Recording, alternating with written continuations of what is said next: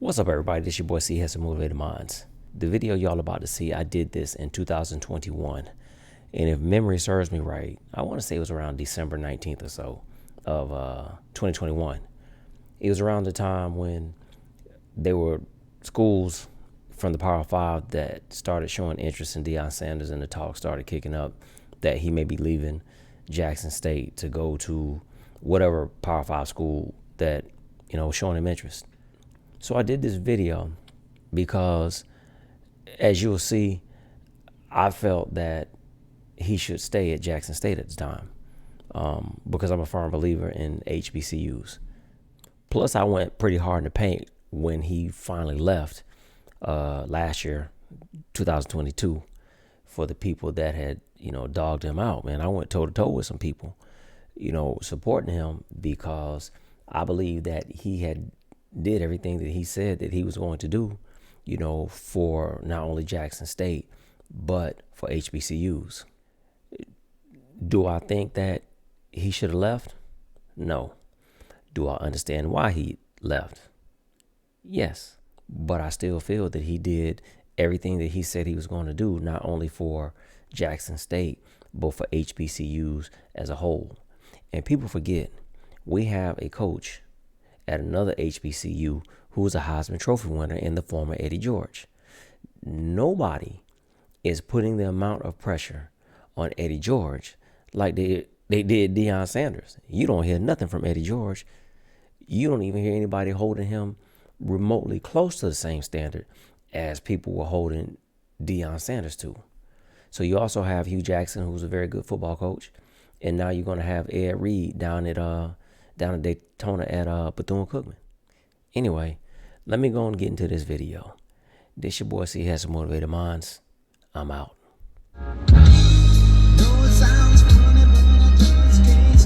Hey, let me turn this down real quick. Hey, what's going on, everybody? It's your boy C has some motivated minds. So check this out. HBCUs and Deion Sanders and this kid Travis Hunter has been the latest talk in all the media outlets and all on social media and all of that stuff.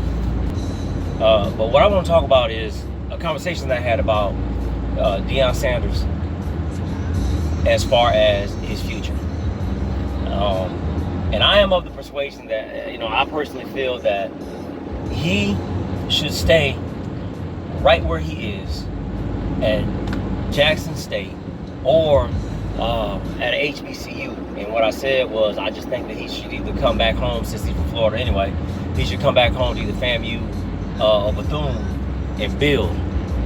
And the reason why I said that is because the man is already a legend, so his legacy is solidified.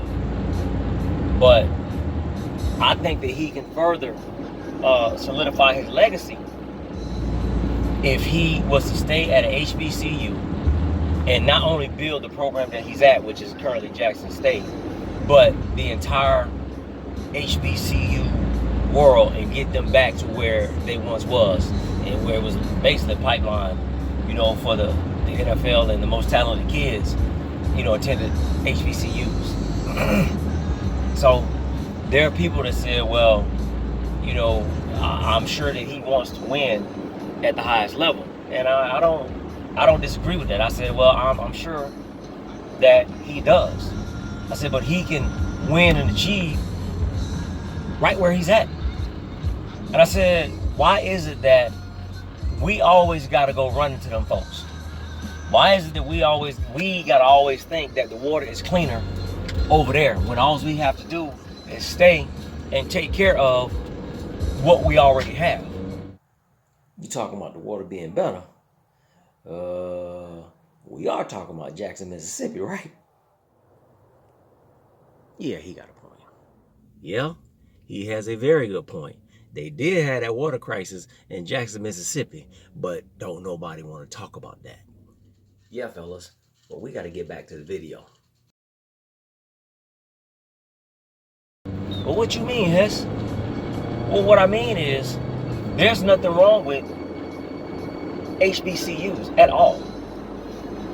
Yep, I understand that they are not as funded Oh, I understand that they don't get the funding that the bigger schools get. Yeah, I got that.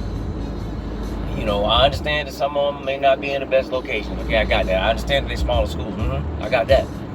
But culturally, it matters. And also, people don't realize that some of the best and brightest minds come and got degrees from HBCUs. To include right now, you know, the current president or vice president of the United States. She went to a HBCU. So why does he need to go off to, let's say, FSU or Auburn or, you know, any of them other schools? He can stay right where he is and build. And I just get tired of, man, that, you know, we always got to go run over there because we think that the water is cleaner or the water is better over there.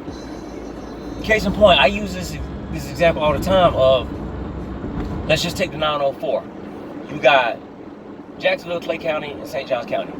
And you got areas along the river in Jacksonville, let's say along maybe Reebok Scenic Drive or, you know, along Trout River, that you have people over there living that look just like me. And then you have what we call Hibernia.